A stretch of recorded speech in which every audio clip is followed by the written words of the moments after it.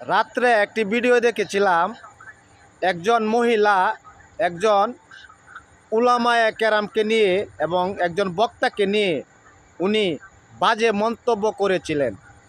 বিষয়টা দেখে খুব কষ্ট লাগলো। উনি একজন আলেম মানুষ। আপনি ভাইরাল হওয়ার জন্য একজন আলেম মানুষের সম্মান নিয়ে চিনিমিনি খেলবেন, সেটা কোনোভাবেই ছাড় দেওয়া হবে না।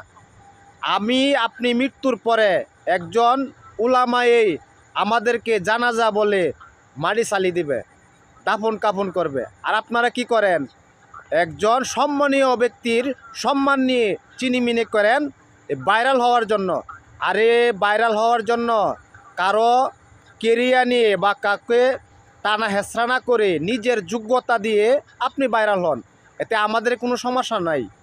আর কারো সম্মান নিয়ে চিনিমিনি খেলবেন না, এতে করে আপনাদেরকে আইনের আওতায় নেওয়া হবে।